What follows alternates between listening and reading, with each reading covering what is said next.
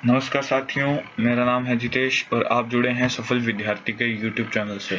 सफल विद्यार्थी YouTube channel का सिर्फ एक ही मकसद है, गांव-गांव, शहर-शहर तक मुफ्त में शिक्षा पहुंचानी हमारे YouTube चैनल के माध्यम से।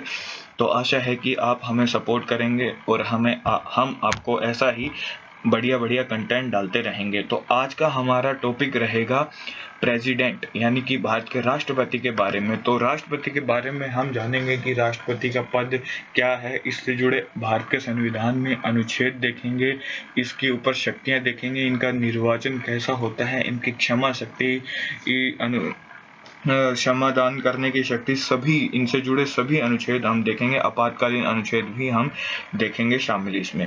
तो आइए जानते हैं कि आप जैसा कि सभी जानते होंगे कि वर्तमान में भारत के राष्ट्रपति द्रौपदी मुर्मू हैं, जो प्रतिभा पाटिल के बाद बनने वाले दूसरी महिला प्रधानमंत्री है और यह एक शेड्यूल ट्राइब से बिलोंग करती है। तो जानते हैं कि भारत के राष्ट्रपति का पद, तो भारत के राष्ट्रपति का पद वैसे तो अमेरिका से लिया गया है, परंतु इसका अनुसरण है वो ब्रिटेन के हिसाब से किया गया है। कैसे ब्रिटेन के हिसाब से?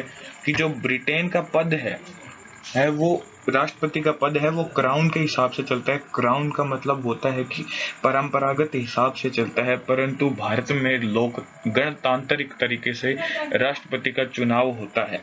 यानी कि लोकतांत्रिक गणतांत्रिक का मतलब हुआ कि इसमें कोई भी वंशानुगत पद नहीं है। अप्रत्यक्ष रूप से भारत का चुनाव जनता से ही होता है। तो आइए जान लेते हैं राष्ट्रपति से जुड़े कुछ अनुच्छेद। तो जानते हैं कि अनुच्छेद भारत के संविधान के अनुच्छेद 52 में लिखा हुआ है कि भारत का एक राष्ट्रपति होगा। अनुच्छेद 53 में लिखा हुआ है कि संघ की सभी कार्यपालिका शक्तियां यानी कि एग्जीक्यूटिव शक्तियां हैं वो राष्ट्रपति में निहित होगी, और जिसका प्रयोग यानी कि राष्ट्रपति संघ की शक्तियों का प्रयोग वह स्वयं और अपने अधीनस्थों के माध्यम से करेगा। अधीनस्थों के माध्यम से करेगा मतलब कि राष्ट्रपति अपने अधीनस्थों यानी कि एक तो मंत्री जो है संघ के मंत्री है उनके माध्यम से अपनी शक्तियां और अपने कार्य करवा सकता है। अनुच्छेद 54 में राष्ट्रपति का निर्वाचन दिया गया है जो अमेरिका से लिया गया है। निर्वाचन में क्या होता है कि राष्ट्रपति का निर्वाचन कैसे होता है, इसमें कौन कौन भाग लेते हैं। तो निर्वाचन में भारत के राष्ट्रपति के निर्वाचन में लोकसभा व राज्यसभा, गौर से सुनिएगा साथियों, लोकसभा व राज्यसभा के सभी निर्वाचित सदस्य और दिल्ली और पुदुचेरी की विधानसभा के निर्वाचित सदस्य ही राष्ट्रपति के निर्वाचन में या चुनाव में भागीदारी लेंगे। समझ में आया दोस्तों? अब निर्वाचन प्रक्रिया क्या है इसके बारे में मैं अलग से सेपरेट वीडियो बना दूंगा, और थोड़ी सी आप एक इसके इन्फॉर्मेशन जान लीजिए कि भारत के जो निर्वाचन की प्रक्रिया है राष्ट्रपति की वो कैसे होती है। एकल संक्रमणीय मत पद्धति के माध्यम से होती है, जिसके लिए एक कोटे की आवश्यकता होती है। एक निश्चित कोटा यानी कि 50% से एक वोट ऊपर होना चाहिए, तभी वह भारत का राष्ट्रपति चुना जाएगा। अब देखते हैं कि राष्ट्रपति के पास और कौन कौन सी शक्तियां हैं। अब इसके अलावा मैं बताता हूं कि अनुच्छेद 72 में राष्ट्रपति के पास क्षमादान, लघुकरण, परिहार व विराम व निलंबन करने की शक्तियां हैं। मतलब कि अगर राष्ट्रपति के पास कोई भी फांसी की सजा का आरोपी आता है तो उसकी सजा राष्ट्रपति अपने हिसाब से, अपने मत से उसके आगे पीछे की रिपोर्ट देके क्षमा कर सकता है।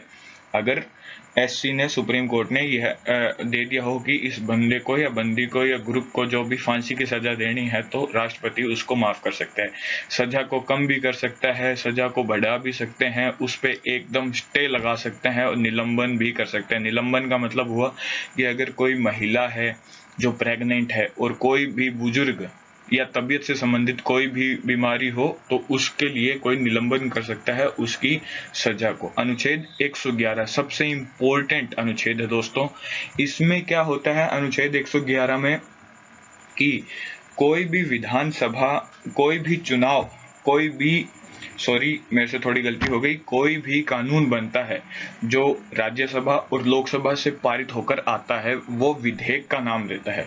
विधेयक तभी अधिनियम बनेगा, यानी कि कानून बनेगा, बिल कोई भी कानून तभी बनेगा जब राष्ट्रपति के उस पर हस्ताक्षर हो जाएंगे। तो अनुच्छेद 111 के माध्यम से राष्ट्रपति हस्ताक्षर करके विधेयक को अधिनियम की रूप देता है। अब जानते हैं आपातकालीन शक्तियां।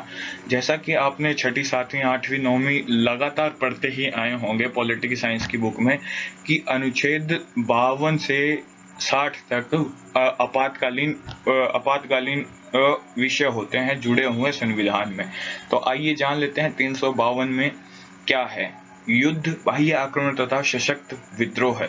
इसमें कहा गया है कि यदि युद्ध हो जाता है भारत में या बाह्य आक्रमण हो जाता है, मतलब कि बाहर से जैसे अपनी सीमावर्ती के या और भी कोई क्षेत्र है उनसे आक्रमण हो जाता है और सशक्त विद्रोह हो जाता है, मतलब कि सशस्त्र विद्रोह हो जाता है। सशक्त नहीं दोस्तों, ये टाइपिंग मिस्टेक है। सशस्त्र विद्रोह यानी कि देश के भीतर ही शस्त्र से विद्रोह हो जाता है, तो राष्ट्रपति उस जगह पर अनुच्छेद लगा देते हैं, ये 352, ताकि आपातकालीन स्थितियां बनने पर तब वह जो राज्य की सरकार होती है, सरकार की शक्तियां केंद्र सरकार में निहित हो जाती है। 356 में भी कहा गया है कि जब भी कोई राज्य के भीतर कोई उसका शासन नहीं चल रहा है, किसी भी राज्य में शासन नहीं चल रहा है ढंग से संविधान के अनुसार, तो 356 लागू कर सकती है सरकार। और अनुच्छेद 360 है वो वित्तीय आपातकालीन है की घोषणा से संबंधित है, यानी कि कोई भी वित्त संबंधित आपात आता है